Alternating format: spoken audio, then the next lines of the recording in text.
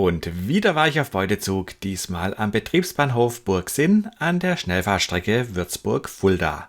An dieser Stelle befindet sich auch eine Verknüpfung zur alten Nord-Süd-Strecke und das ist der Grund, warum ich gerade heute hier aufgekreuzt bin. Die Kinzigtalbahn war nämlich wegen Bauarbeiten zwischen Langenselbold und Wächtersbach gesperrt und somit wurde der Fernverkehr hauptsächlich über den Spessart umgeleitet und ich musste natürlich live dabei sein. Soeben eingetroffen geht mir schon der erste Zug durch die Lappen. Hier blicke ich Richtung Süden, wo gerade dieser ICE-T die Schnellfahrstrecke verlässt. Links steht auch noch was, sieht irgendwie aus fast so wie ein Güterzug. Nachher baue ich dann noch meine Kamera mit Teleobjektiv auf. Erstmal muss hier die Handykamera genügen. Ja, und hier schiebt sich auch was ins Bild. Ein Zug aus Würzburg auf der Schnellfahrstrecke.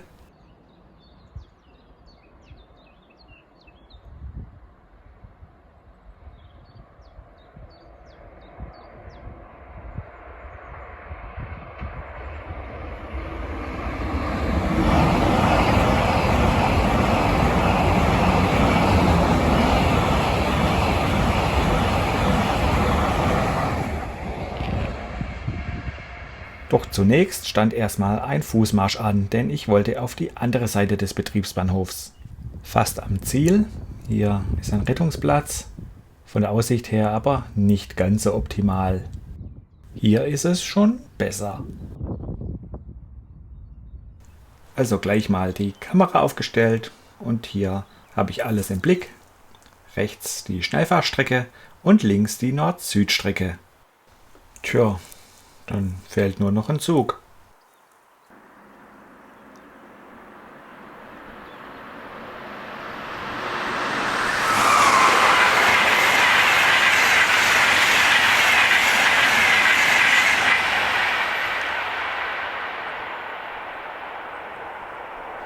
Das war jetzt der Intercity Nebelhorn und Intercity Königssee aus Oberstdorf bzw. Berchtesgaden.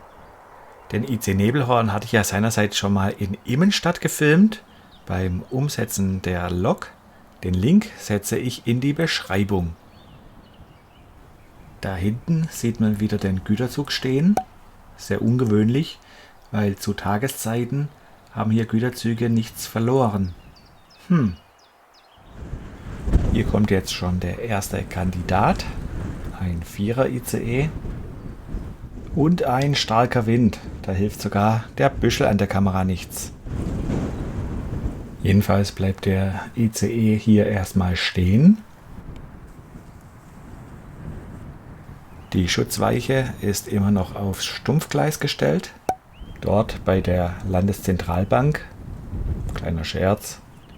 Ja, jedenfalls tat sich hier jetzt die nächsten 4 Minuten nichts mehr. Aber dann...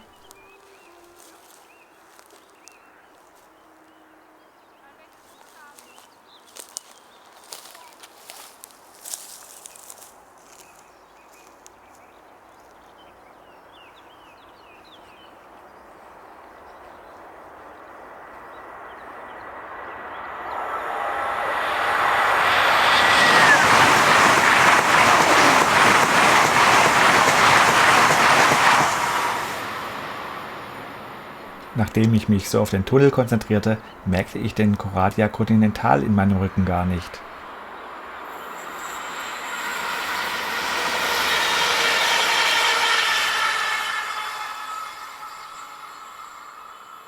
Tja, so geht's. Und 3 weitere Minuten vergingen.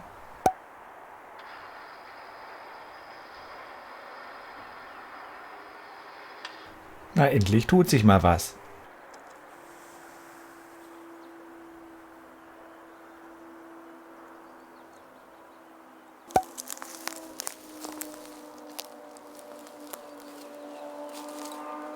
Ich stehe hier an einer Eisenbahnstrecke und was hört man?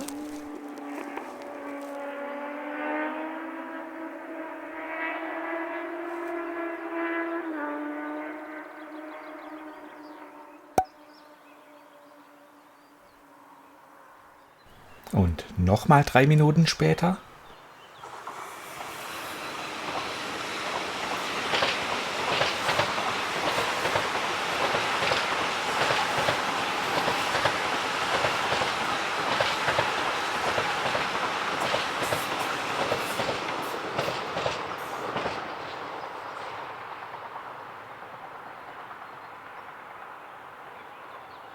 Das hier könnte der ICE 598 von München über Stuttgart, Frankfurt nach Berlin sein. Aber wegen der Umleitung natürlich alles ohne Gewähr. Und der wartende ICE, das könnte der in der Gegenrichtung sein, der ICE 599, also von Berlin über Frankfurt, Stuttgart nach München. Der ICE muss jetzt zunächst den ganzen Bahnhof durchfahren und erst am Ende, also am nördlichen Ende, gibt es dann eine Verbindung aufs Hauptgleis. Soweit mir bekannt, sind die Weichen dort nur für 100 km/h zugelassen, also dauert das Ganze seine Zeit.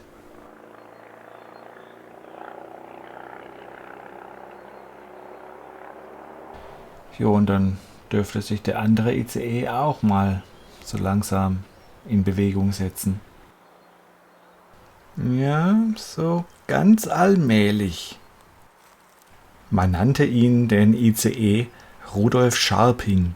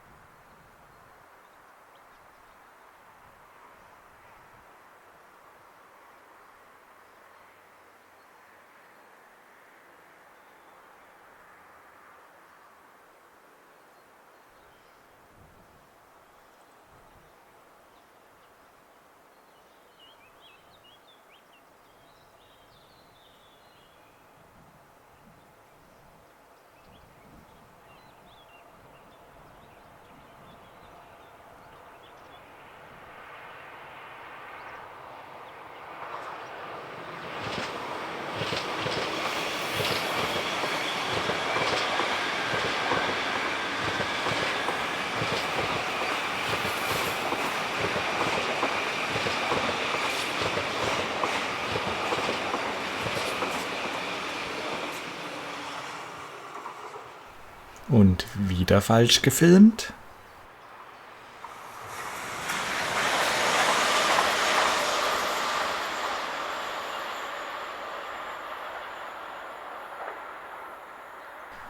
Das war übrigens die Regionalbahn 53, in diesem Fall von Bamberg über Würzburg, Gemünden nach Schlüchtern.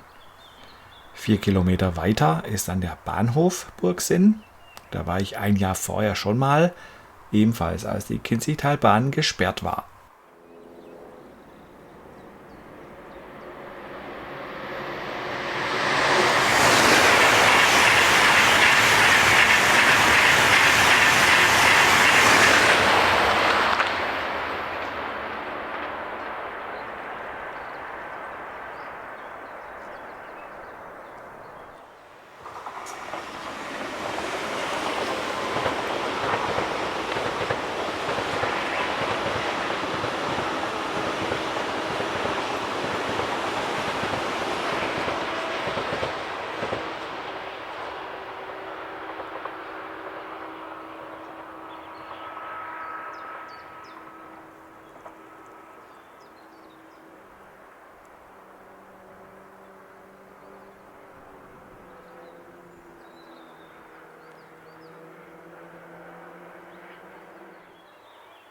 Und was gibt's hier? Sieht nach einem Quietschi aus.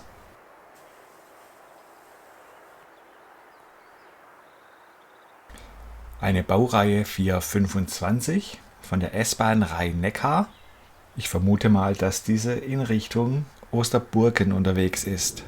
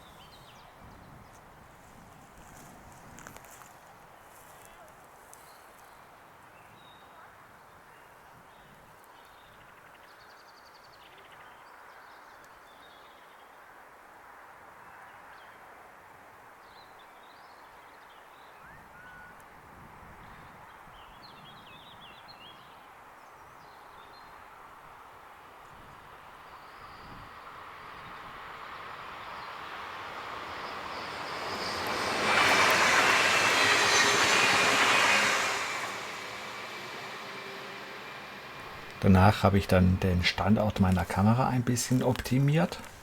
Damit habe ich jetzt ein bisschen eine bessere Sicht auf beide Strecken. Durch den Oberleitungsmasten in der Bildmitte sieht es fast so ein bisschen aus, als hätte ich zwei Bilder zusammengeschnitten. Und da wäre dann schon der nächste ICE im Anmarsch.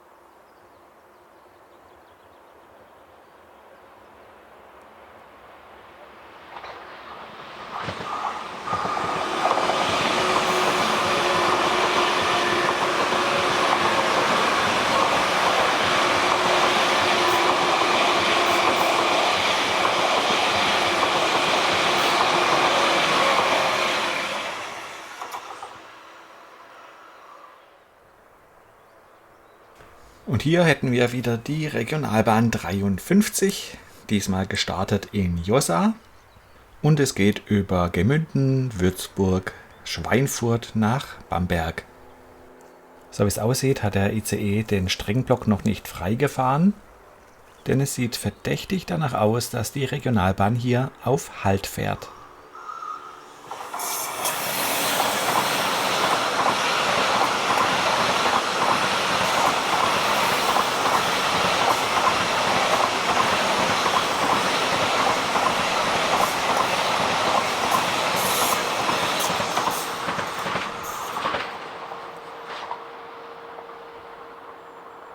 Nochmal zum Streckenblock hier auf der Nord-Süd-Strecke.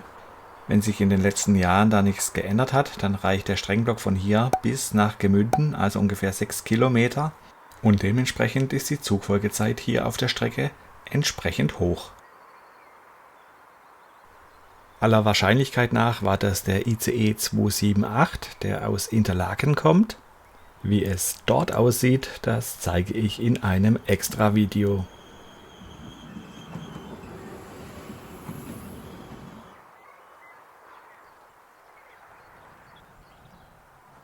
Und 6 Minuten nachdem der ICE passierte, darf sich dann auch die Baureihe 440 wieder in Bewegung setzen.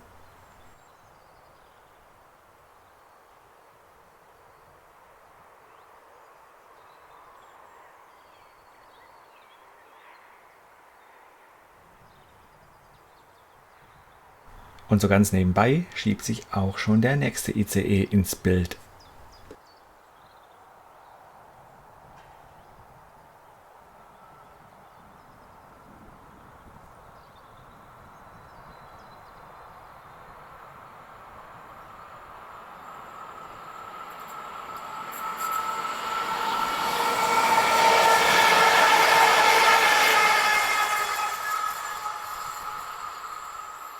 Und damit wäre der Streckenblock wieder für eine gewisse Zeit blockiert und der ICE darf sich ein kleines Päuschen genehmigen.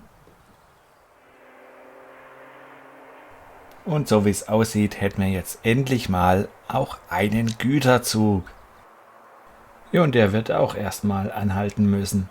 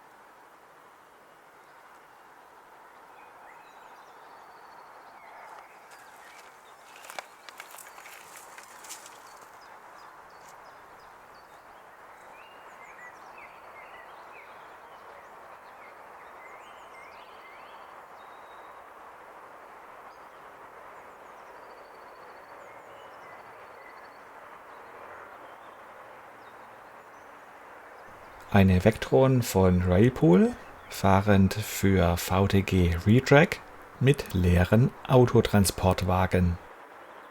Heute ist wohl autofreier Montag, so wie ich das sehe.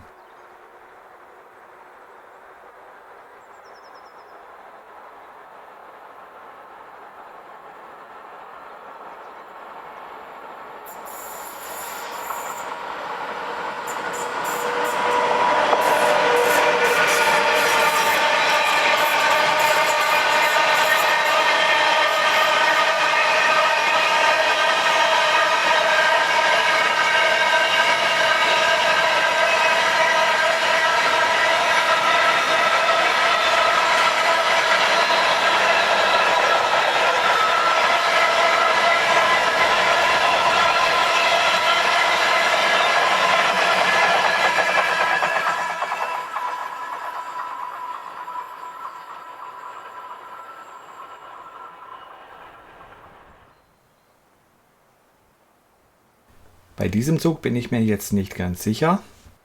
Sonntags verkehrt immer ein Zug mit DHL-Paketen zwischen Hamburg und Nürnberg, der dort so gegen 19 Uhr ankommen müsste.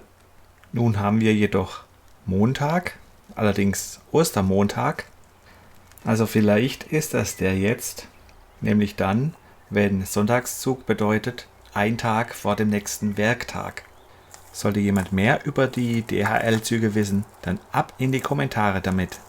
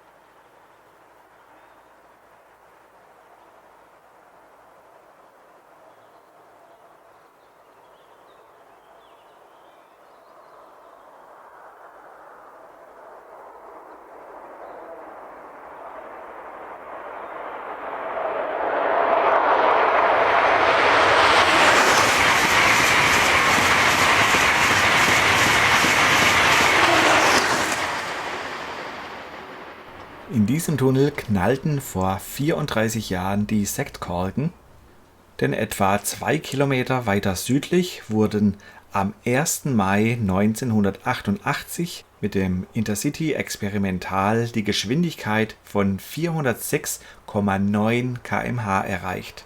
Weltrekord!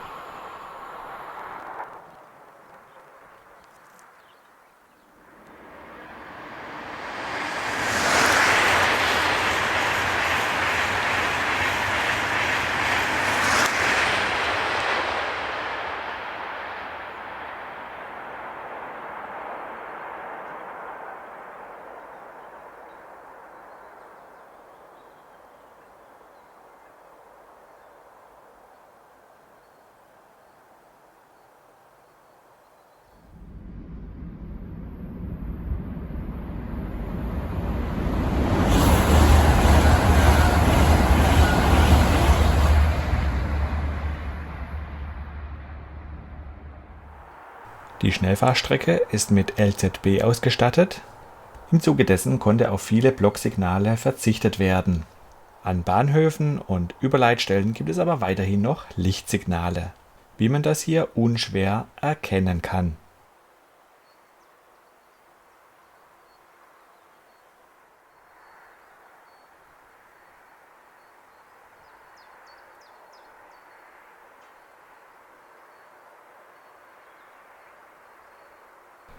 Hier ein seltenes Exemplar in dieser Gegend, ein Intercity 2, gezogen von einer Trax 3. Dieser Zug fährt normalerweise nur sonntags, aber weil heute Feiertag ist, wurde der Fahrplan entsprechend geändert. Und der Zug ist 20 Minuten zu früh.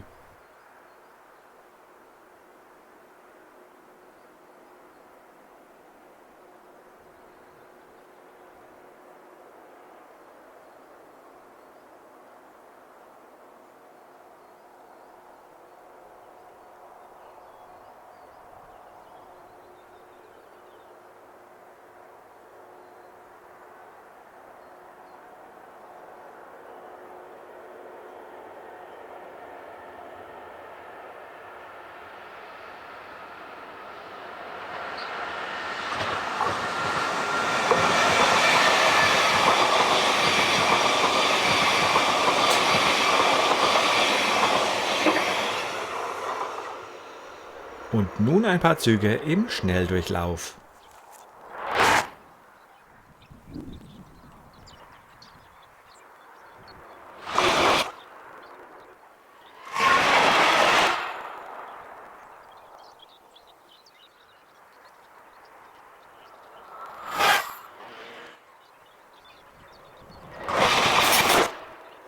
Okay, das war unfair, aber hier jetzt nochmal die interessanten Züge in normaler Geschwindigkeit.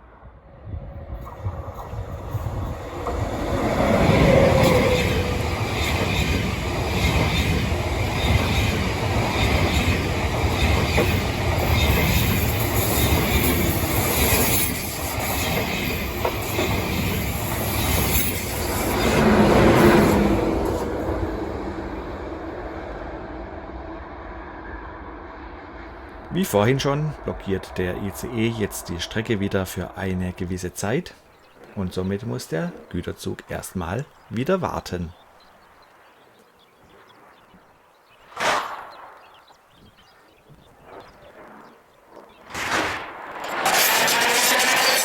Den Güterzug will ich euch natürlich nicht vorenthalten, den gucken wir uns ein bisschen näher an. Mich würde hier nämlich mal auch interessieren, was er denn eigentlich hier geladen hat.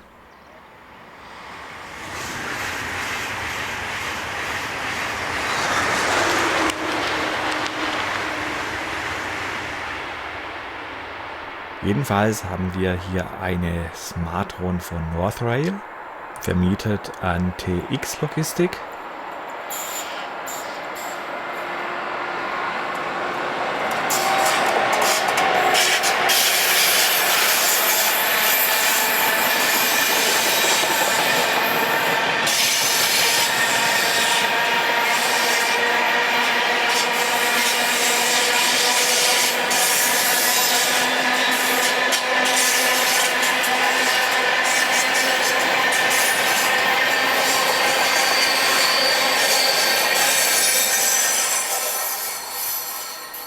Wie gesagt, was das für eine Fracht war, das würde mich mal interessieren. Also, wenn das jemand weiß, würde ich mich über eine Nachricht sehr freuen. Und hier bin ich jetzt schon wieder auf dem Rückweg nach Norden. Kurze Rast am Rettungsplatz. Kann jemand am Dach erkennen, was das für ein ICE war?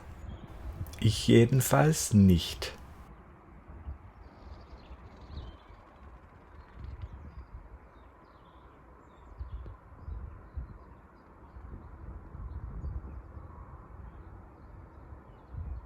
Ja, das sieht nach einem ICE-T aus. Parallel zum Betriebsbahnhof führt auch ein Waldweg, allerdings hat man von dort nur selten einen Blick auf die Gleise. Hier gab es mal ein kleines Guckloch und auf gut Glück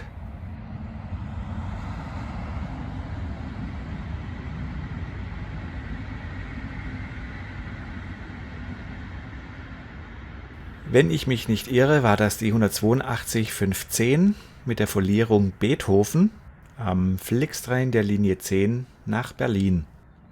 Ja, aber sonst, ihr seht's ja selber.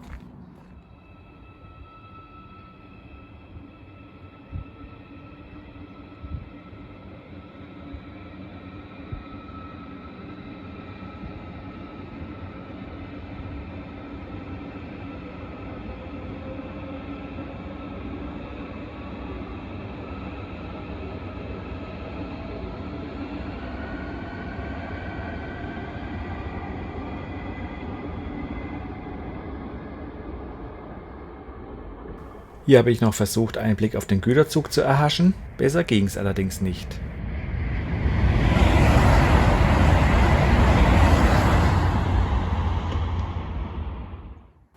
Am nördlichen Ende, wobei hier der Sonnenstand nicht so ganz optimal ist.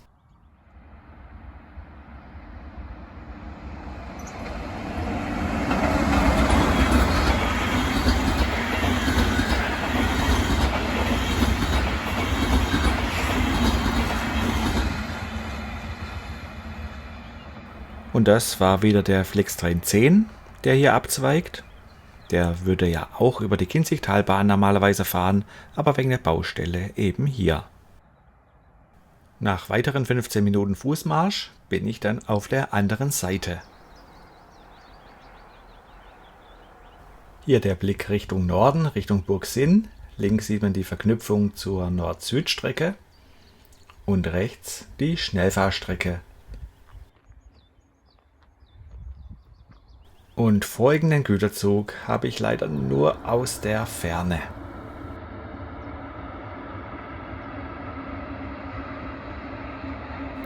Das sieht verdächtig nach einer Baureihe 156 aus. Die letzte Neuentwicklung der Reichsbahn unter der Baureihe 252. Von dieser sollten eigentlich so 350 Stück produziert werden. Doch dann kam die Wiedervereinigung dazwischen. Und jetzt gibt es nur ganze 4 Stück. Und die hintere Lok riecht nach einer 143.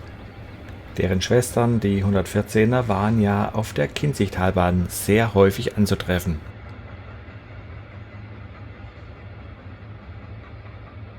Und jetzt gibt's pures Trainspotter-Feeling, ohne dass ich etwas dazu sage.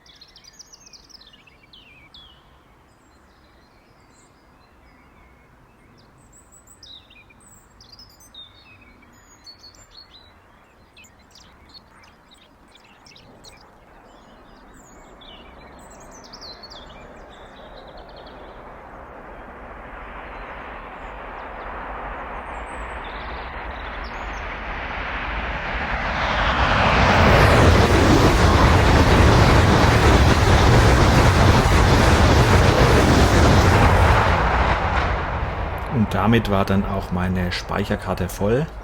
Die Ausfahrt vom 4er ICE habe ich somit nur noch auf dem Handy.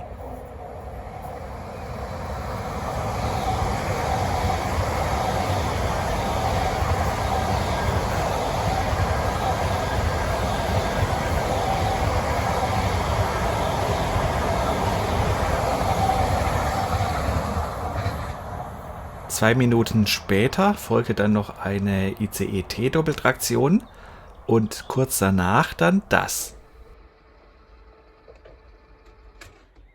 Für mich sieht es so aus, als sei die Weiche aufs Gegengleis gestellt worden. Nur wieso, da bin ich dann auch überfragt. Jedenfalls kam geraume Zeit nichts mehr und ich habe dann eingepackt. Einen Tag später bin ich dann doch noch an die Kinzigtalbahn und habe mal mich umgeschaut bei den Baustellen, was da so los war. Aber das gibt's dann in einem Extrateil. Vielen Dank fürs Zuschauen und bis zum nächsten Mal.